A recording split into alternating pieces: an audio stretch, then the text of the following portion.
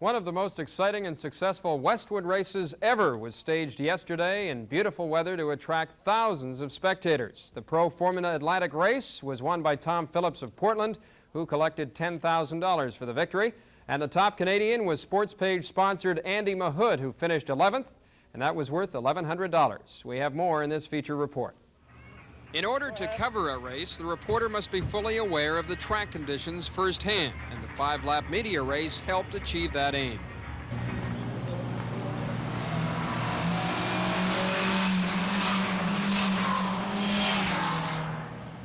Overshadowed by the Pro Formula Atlantic race was the Formula Ford race, the class from which many, if not all, the Atlantic drivers graduated. The winner was 6'5" Tom Staples, who spent last year training with the Pierre Phillips team in Portland. Staples of Vancouver expects to move up to Formula Atlantic after his easy Formula Ford victory yesterday. Basically, it was pretty easy. I was on pole after qualifying yesterday and turned around and just took off from the pack, really. Didn't have much pressure from behind, so it was just a question of keeping the car on the road and lapping the runners and staying out of trouble. You're not going to have, I guess, the same problems as the Formula Atlantic drivers, but your speeds aren't quite as fast. How did you feel about the track and the slippery portions that everybody's been talking about? The track is really disastrous. In different areas where they put down the new tarmac, it's breaking apart really badly. At one point I was starting to worry that my tires were actually going to be suffering and starting to get ripped apart a bit. But it's slippery, and it just takes a certain amount of caution, through those areas. Formula Ford really being overshadowed this weekend by the big Pro Formula Atlantic race, but a lot of these drivers came up through Formula Ford. How do you feel the field was today and the competitors that you raced against?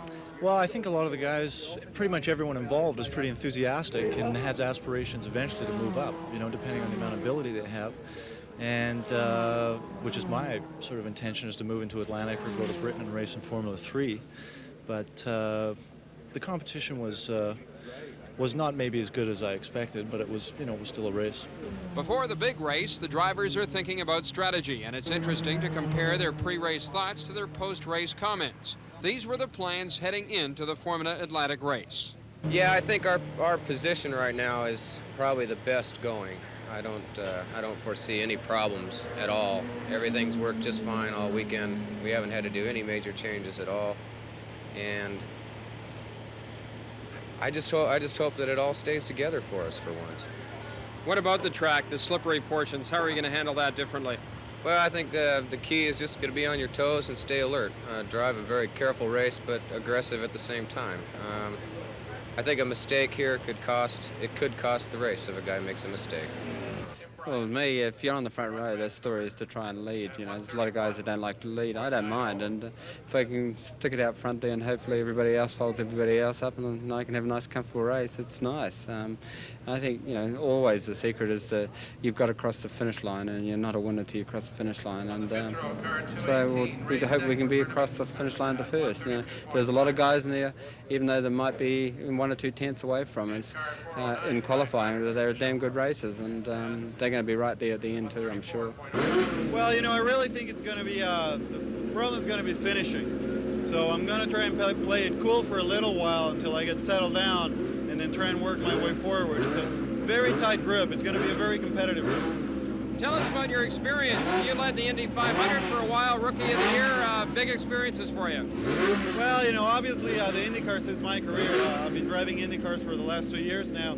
But still, Formula Atlantic is a very good training ground, and definitely it's just as hard to drive a Formula Atlantic car as it is to drive any other kind of a car competitively. So it's a good training ground, and it's getting me fitted for the road courses on the Indianapolis cars. A 3-car pileup left this aftermath in turn 3, and it also forced the race to be restarted midway through. But that proved to be the key to Tom Phillips' victory. It's a circuit we've spent more time at, for one thing, and we're very prepared for this one where we haven't been in the past. The crew is all up. Got great engine people working for us. We got the rubber. We've got everything went together just perfect. The caution flag helped you overcome your brake problem. That was a big key to your winning, I think.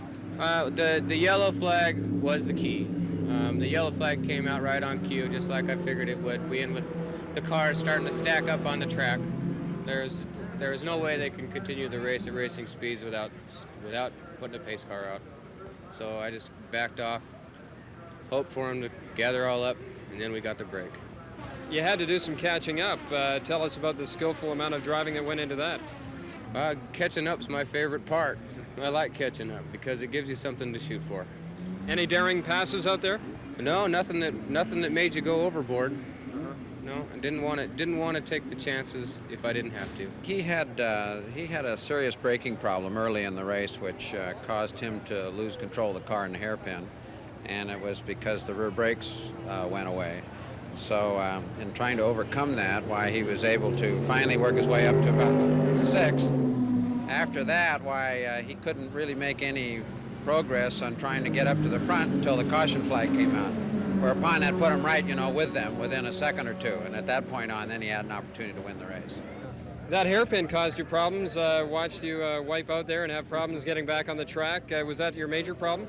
Yeah, the half spin I had when I had to select reverse to get back again, that was just my fault. I just got on the power bit too early and it was slippery there and the tail went out, so that was that. But the second time, well, it was probably my fault as much as anything because I shouldn't have taken the chance on it. I thought it was somebody else and I thought he had seen me, but I got alongside and he just turned right in front of me. We bent my steering plates, but the car that lap didn't feel that good because I had a lot of toe out, but I made an adjustment and I thought it'd be okay. But then, of course, the pace car came out and we had to follow suit.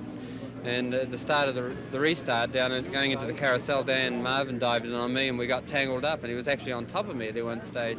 And he sort of damaged the side pod, and I lost a lot of the ground fix, and the car didn't work as good from then on. But I managed to stay there, and I was lucky that Ozali sort of drove off into the scrubbery and did a bit of rotary hoeing there for me, and I managed to get some more points in second place and some more money, so now we can go trophy here.